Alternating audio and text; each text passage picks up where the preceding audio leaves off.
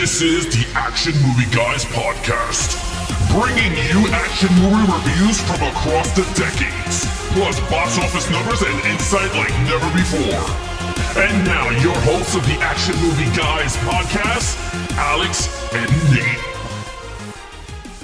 What's up, everyone, and welcome to episode number 354 of the Action Movie Guys podcast. I'm your host, Nate, and this is my co-host, Alex Figueroa. And on this episode, we're wrapping up Mel Gibson month. Now, Alex, I think it's been pretty fun. I think we've seen some good, solid movies. I didn't hate any of these Mel Gibson ones so far. And we're going to be wrapping it up with a 1997 action thriller. This is a weird movie. This movie is weird. I'll just tell you right now.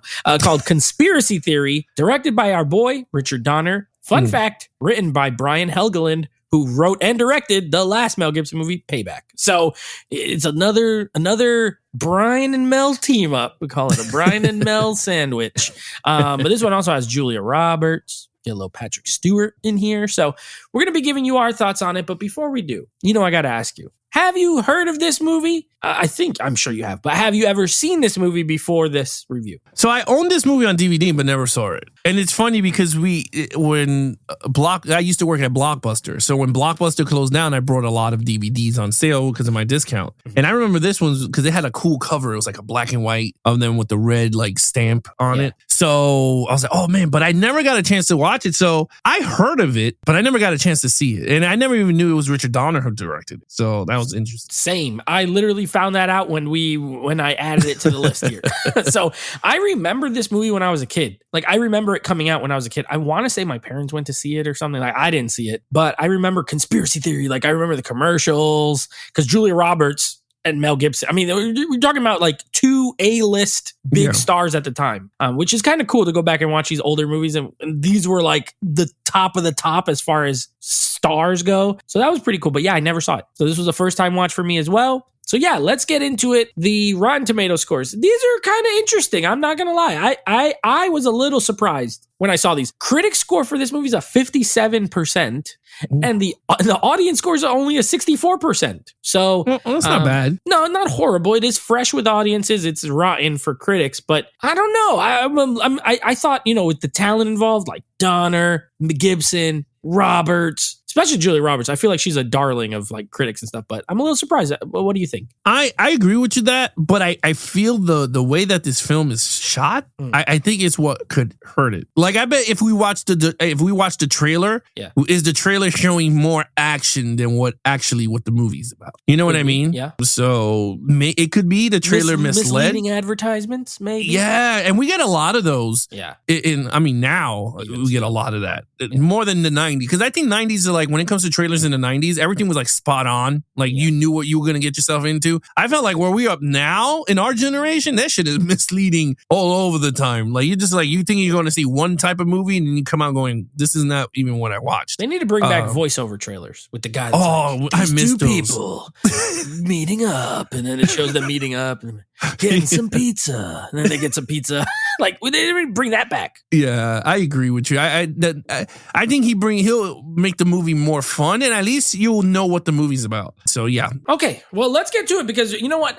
These scores don't even matter because the only scores that matter on this show is ours. So we're gonna go ahead and give you our 2 cents now. We're gonna start off with our lead character. He's Jerry Fletcher. He's Mel Gibson. If you want to add in Julia Roberts' character, Alice Sutton, he's the main, but she's a co-lead, the female lead. If you want to add in their stuff too as well, please take it away. All right, so when it comes to Julia Roberts, it's crazy. I don't watch much movies with her in it. So like the only ones, that I've seen and I'll go, oh, okay, she's a great, is The Oceans. Oh, yeah. Like I never seen Pretty Woman, so I can't Classic. give you that one. Yeah, Mystic River, I know this is another one that she was in. No, Mystic Pizza. Oh, Mystic Pizza. Oh yeah, that one. I didn't see Mystic River is a sad movie with that's the wrong one. Yeah, I didn't see that one. But yeah, in terms of I thought she was good in this movie. I think this was like her strength. I thought she was very well.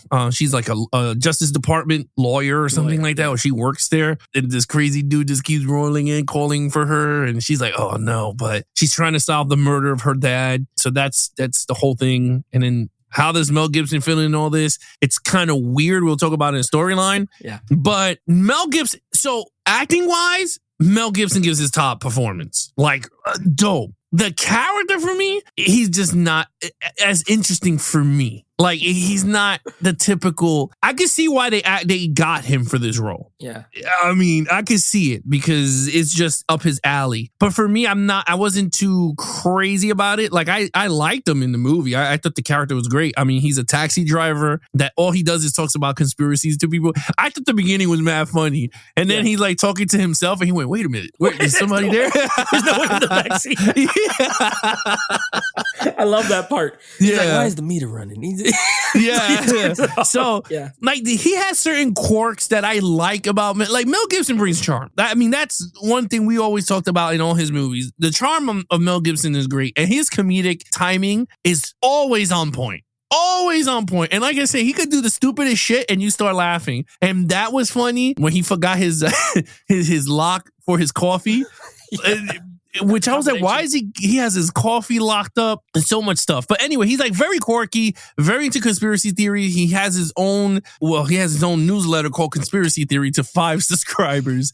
And then which you find out later on what happens to them. But at the end of everything, I gave him a 4. I think he's a great character. I don't think he's perfect because I just wanted to see more because I felt like they try to do the Winter Soldier with him. Like, if you know what I mean, or like they drug him and then he becomes like an assassin or some shit like that. Like, it was just a weird story. Like this Born, movie's so Born weird. Identity. Yes, that's what I was trying to say. Very Born. So like, but he's not like an action character. No. He's more of like an analyst type of dude. Like, if you look at it that way, he's like an analyst. But anyway, I give it a 4. You know, this was a weird movie. This was a weird movie, and this was a weird role. Yeah. But I've got to be honest with you. I loved Mel Gibson in this movie. You hit it on the head. I think the performance is pitch perfect. He's somehow insane in this movie, and I loved him. I was like, I love this guy. And this is the kind of movie where normally I'd be watching it and the girl, like the female lead, is like falling in love with him. I'm like, what are you thinking? Not this time.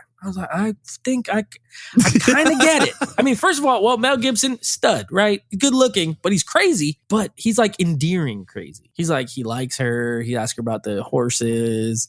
He has that weird painting of her. I love that part, bro. When they fall in the thing and he's like, oh, that came with the apartment. Like someone else painted you on this horse. It was already there. I love that scene though when they're escaping and he's like blowing up his apartment, like he lights all the things. It's like, shh. You could tell he has some skills, some training. He doesn't even know how he has that skill or training, but over time he starts to remember. Very Born. The one with Jeremy Renner. What was that one? The Bourne Legacy. Reminded me of that kind of as far as the character, but with a lot more charisma, personality. I like Julia Roberts in this. I'm surprised you never seen like Sleeping with the Enemy. That's like a thriller with her. That one's pretty good. I think you would like that because it's not she did a lot of rom-coms, which is probably why you haven't seen a lot of her movies. But Erin Brockovich is great. She's a great actress. So I'm not surprised that I liked her in this. She's really, really, really good. And especially the part like when she's crying at the end, when she's like trying to get help, like when he's dying and stuff. Her acting is really good. And I love the end with him where he's like dead. She thinks he's dead, but then he's like, he's not dead. They faked his death. He watching her ride on the horse and all that. And it seems like he's coming to like become a little more normal again now that the stuff has happened. We'll get to storyline. I don't know. I did not think I was going to do it, but I gave him a 5. I loved him. He's not an action hero. That's where I 1,000,000% agree with you. But in this movie, he's so funny. I don't know. I loved him. You're probably right. He's probably like, as far as a written character, he's probably like a 4. But I loved him so much, I'm just going to do it and give him a 5. I thought he was I could watch another movie with this guy as the lead. Oh, yeah. Hands down. Yeah. The scene that was funny, and then we'll go to the next one, is when he's watching her eating the sandwich and he's singing it. And he's like, what are you He's like, what are you singing to? And he's changing the radio. And then he finds it and he's singing with her. When she's running on the treadmill? Yeah. He's like, I love you, baby. And she's eating the sandwich. Like, what do you mean when I'm running? Why are you been looking at me? How long you been? And then he leaves. And then he opens the door. He's like, use the deadbolts. that part is so hilarious. This movie's You know funny. what, man? Now I don't you know, made it's me funny. change my mind. I'm gonna give him a 5. Yeah, I'm gonna give him a 5 Just for that part. Yeah, because I forgot his timing was pretty funny. Yeah, I thought that was funny too. Or when he went in and he took the cop's gun. Yeah. I said, "Back up, man!" Oh my gosh. Oh, He got stabbed up. Oh! This is why. See now, it really changes it to a 5. He got drugged and he's in the wheelchair. He went,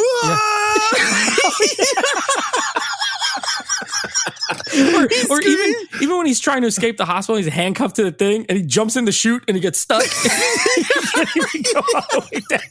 And as soon as she takes the handcuffs off, he just goes flying down the thing. Yeah. Oh, so many good parts. That hallway scene was funny. He said, "Whoa!" And then he turned around. He screamed like a girl. Yeah. And then he went down the stairs. I couldn't stop laughing. Yes. I was like, "Yo, this dude he's amazing in this movie. I don't know. Mel Gibson. Yeah. One of my favorite Mel Gibson performances for a movie I just watched for the first time. I thought he was a blast. It looked like he was having fun. So, okay, main villain. Let's come back down to earth a little bit. We got Patrick Stewart. Literally, his name is Dr. Jonas.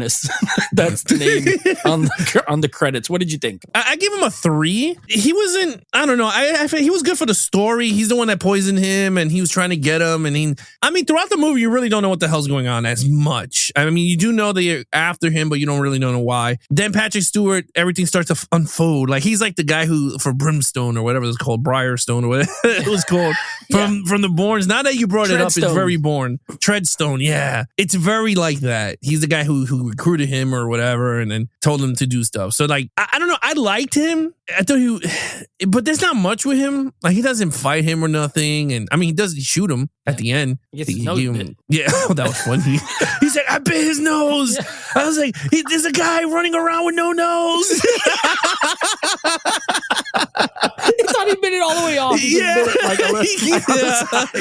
He was like, "You believe me, Alice? There's a guy with no nose." I think that was like a fugitive thing, like the man with one arm. It's like the guy with no nose. That was, yeah. So like, again, it's just funny because we keep going back to Mel Gibson theme scenes and then start laughing. But yeah, in terms of him, I gave him a 3. I thought he was good. I agree with you. There's not much to say. I gave him a 3 as well. I would have gave him a 2, except I do like the part towards the middle where then he flips and he's almost like he's a good guy. He's like, "Look, here's what it is. There's this program. Guys got loose and we're trying to get him back." And then she starts like almost like working with him a little bit, but it turns out he's actually just bad. So I kind of like when they do that, where it's like, this guy's bad, he's evil, but then the story flips it where it's like, wait a second, our lead character is kind of crazy. So maybe he's not that bad. And then it turns out he is. So I kind of like that little switcheroo. That got me to a 3. Because other than that, he's barely in it. He's a doctor. He don't fight. He doesn't do nothing like that. So yeah, I agree with you. A 3. I don't want to spend a ton of time on it. He's just okay. Patrick Stewart, great actor. You wasted because he doesn't even have a lot of scenes. So it's always cool when you get guys that are normally good guys, or he's known for Captain Picard, a good guy, and then he plays a villain. Underutilized. All right, action scenes. This movie doesn't have much action, which I wish it did have more because Richard Donner is known, he does Lethal Weapon. So, oh man, I'm going to give it a 4 because I thought the action here was actually, man, that apartment scene is very well done. And the corridor on how small it was and he had to shoot that damn thing, I loved it. I loved it going into the second apartment. I thought that was good. I like the chase when he's running around in the hospital all drugged out and it was in a mental ward. Yeah. Thought that was fun. Car chase. Was it a car chase? I think there was a car chase in this. Oh no, a foot chase because they had the helicopter and then he went into the movie theater. Yeah. And he's like, so it's not as much, but it was. Richard Donner knows how to shoot it, and I was invested. I thought it was pretty good. And the ending, I thought that was all when he was all drugged out on the floor and she went to save him. They had that scene with the cops. I thought it was good. Not as much, but I'm gonna give it a 4 for great because I thought it fit this conspiracy thing. Oh, and then when he zoned out while driving in the wrong lane in New York. Yeah. Oh yeah. I thought that was funny. When the guy's like, get me out the car. And he wants to Yeah. He was like, "It's a free ride." And he just still put the money in the thing. So yeah, I gave it a 4. All right, I'll be the jerk. I gave it not a jerk. I gave it a 3. I agree with everything you said. There's not a lot. I love the apartment escape scene because they throw like they're shooting grenades from the other. I'm like, well, here we go. Now we got the guys on the helicopters and on the other rooftop, and they're shooting grenades into the apartment, and they're blowing it out. And he's setting it on fire and blowing it up. Like that whole scene is really good. But then other than that, like you mentioned, like there's like some chase. The hospital chase is fun but comedic, and yeah, the taxi, the little part in the beginning, it's minimal. It's minimal action. You're absolutely right. I was surprised when I was watching it. I was like, why does IMDb and everywhere list this as action? And then there is some, but not a lot. But it's well shot. It is well shot. I agree. Like Richard Donner knows how to execute these scenes. I just wish there was more. If this was like a full-on action comedy, even if it had as much as like Bird on a Wire, which we did the other week, like that had a good amount. Like it was kind of goofy and funny, but there was a lot of it. If this had that amount, I would have been 4 as well. But it's okay. It didn't hurt my enjoyment of the movie at all. All right, what is storyline? What did you think? I gave it a 4. Very complex storyline. It's a very complex storyline, but I enjoyed the execution of how Richard Donner told it. So Mel Gibson, it was a hit, man. It was a hitman because he was drugged by Patrick Stewart's character. He was in the military, and then he was converted into like an assassin using this experimental drug serum. Stuff. Yeah. So he thinks he killed Julia Roberts' dad, but he didn't. He remembers that he was friends with him and then saw her and then fell in love with her. That's pretty much like the whole story. Then Patrick Stewart uses that and flips it and says, yeah, he killed your dad, and gives him the photo. And I was like, oh, that's some douchey shit. But that's only 90s writing, because they don't do that now in 2000. No, they need to bring that back, that trope, because it's actually a really douchey move, but I like it though. It worked very well for the storyline. Then Julia Roberts starts to fall in love with him, and then you can see. I mean, you kind of knew it. He had blue eyes. There's no way you can say no to blue eyes. Yeah, I kind of liked it, and I like the whole conspiracy thing, and it's very funny. Like I don't know. I think the movie did a great job, like with the tropes, like when he's in the hospital, right, and he breaks out, and they lock the gate. And he's like, open the door. And she's like, no. Oh, the worker? Oh, my God. That part made me laugh. Because he does it twice, and it made me laugh both times. The second time was even funnier because he ran out and locked it. And he's like, open the door. He's like, no. She's like, watch your language. Yeah. So, like, Richard Donner brings in, and I think that's why the Lethal Weapons were so successful, because it was very heavy action, but with the comedy is so light and fun. I don't know if he did other action movies besides, because I know him for Lethal Weapon, Superman, and then of course. Oh, he didn't. Didn't he do Assassins? Assassins with Sylvester Stallone. That was Richard Donner. That was him. Yeah. You didn't like that one. I didn't like you that. hated that one, and that wasn't comedic though. That was more serious. That was more sleepy. For sure. That was a sleepy movie. I didn't like that one. But he did it. Yeah. I mean, other than that, like, I give it a 4. I think the storyline was very straightforward, and it's very complex, but it was really good. Okay. Richard Donner did direct... matter of fact, the movie he made before this was Assassins. And the movie he made after this was Lethal Weapon 4. He directed that was a good movie. Timeline, 16 Blocks, which 16 Blocks was the last movie he made. I don't think we've seen that one. He passed away in 2021. Yeah, it was his last movie. And it was good. We'll add it to the list. Bruce Willis movie. He also did Maverick, which is a Western. Lethal Weapon 2, Scrooged. That's not an action movie. The Goonies, an adventure film. Lady Hawk. That sounds like it could be an action movie. It's got Richard Donner. I don't know who these people are. Michelle Pfeiffer. Adventure comedy drama. Lady Hawk. So I don't know. He's done a lot of good stuff. The Omen, of course, but heavy Mel Gibson movies. I did a lot. I did like 5 Mel Gibson movies or something like that. A good team because I liked him in this. Okay, storyline. I agree with what you said. What'd you give it? What'd you end up giving it? A 4.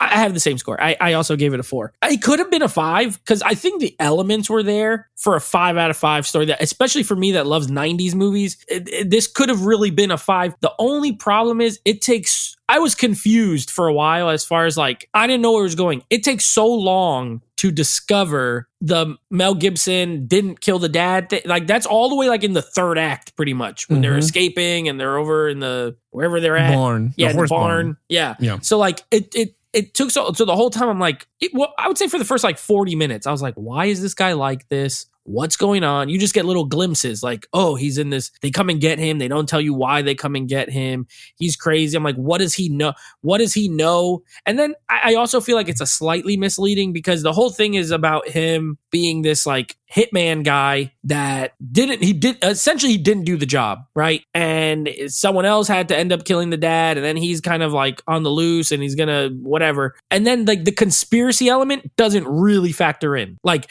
okay, remember he mentions, oh, they're gonna kill the president with an earthquake. And then later on the news, there's like the president escaped and there was an earthquake. But it's just like a throwaway. I wish there was more into like him actually knowing the stuff. That would have made it a 5. But as it is, I still think it's a 4. I think the script's really good. I think it's funny. I think it has a good... for me, it's a good blend of a thriller mixed with not a rom-com, but almost like it's comedic. It has a little love story in it, a little action. So I thought it was a very good blend. Could have been perfect, but it's not quite. So 4 for me as well. What is your overall? I normally don't do this. I normally do not do this for a film at all. If people listen to us scoring, I don't do this. I'm going to give this a 4.5. Oh, you haven't busted out a half score in like 200 episodes. Yeah, I have never done the halves. I'm gonna give it a 4.5. I think this is a very interesting story. If you're into these type of movies, I know a lot of people will not like this movie. They will say it was not good, but I liked it. Mel Gibson gives a hell of a performance, and Julia Roberts. Yeah. So I liked it a lot. I'm gonna give it a 4.5. I love a good half score. You know, sometimes it's not quite a 4, but it's not quite a 5, and you just gotta go right. I mean, 9 out of 10. Yeah. To me, a 9 out of 10 is a valid score. I'm with you. I'm not busting out the half, but I gave it a 4. I like this movie. I want to buy it on Blu-ray. I think it has a Blu-ray. Yeah. I want to buy it. I rented this. Shout out to my job. Gave me some voodoo credits from Fandango. And so I was able to rent it for free, but I want to buy it now. So I'm probably going to order the Blu-ray because I doubt this will ever get a 4K. I don't think it was a really big hit. The critic score is not crazy high. So Blu-ray is probably the best it's going to get. So yeah. Well, you never know because Dolph Lundgren's I Come in Peace or what they call Dark Angel getting a 4K. Yeah, unless Scream Factory gets a hold of this or Shout Factory, but... Or Kino. Could be a Kino. This seems like a Kino 4K, if anything. I'm still going to get the Blu-ray because I'm sure I can get it for cheap. But if I might upgrade because I think this movie is a blast. I had a really fun time watching it. It's a little long. That's one of the only knocks too. Like it could have been 15, 20 minutes shorter as well. But I mean, a good 90s action thriller with 2 big A-list stars doing really good work. What more can you ask for? So a 4 for me, a 4.5 for you. What is your total points? 20.5. 20.5 out of 25. Yep. Okay, I have a 19 out of a 25. So we're close. 1 point difference. And that was just because of the action, really, and their half point. But yeah, if this had a better villain and better action, forget it. This thing would be in the 20s for me. I thought it was a really fun movie. That's why I was surprised with the Rotten Tomato scores was after, because I get those after I watched the movie. And I was like, really? I don't know. I enjoyed it. I thought it was a really fun time. Yeah, I mean, it is kind of weird with that. I mean, I will lean more towards the audience score of 74%. Like, I'm like, okay with that score. But I saw that, so I purchased this digitally for $10 on Apple. They had it for sale. I was like, oh, okay, $10. And it was HD. And it looked great. Yeah. I was like, okay. And it sounded great. I mean, I would buy it on 4K. Like, I'm going to keep the digital. I don't need right now the Blu-ray. But if it comes out with a 4K, I'll buy it hands down. Just like I'm going to buy Dark Angel. I've never seen it. You never seen that one? No. This is good. We're going to do it on this podcast. Okay. If you could, pick it up. But I could see you liking that movie. We got to do Dolph Lundgren month. We got to do a Dolph Lundgren month. I'll look into it. Yeah, that comes out in July. All right. Well, very good.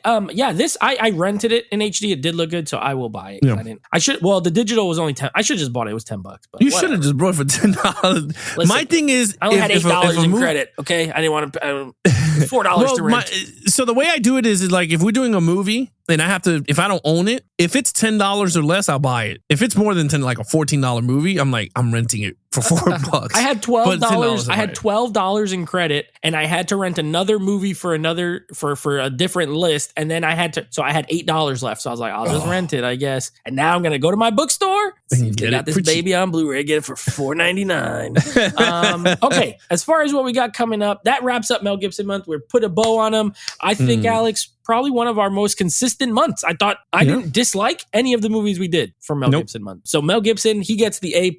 Is he the biggest action star? No, although he does have Lethal Weapon and Mad Max, which are 2 big franchises. That's true. But outside of his franchises, is he the biggest action star? No. But is he a great actor and a movie star? Bloodfather. Don't forget about Bloodfather.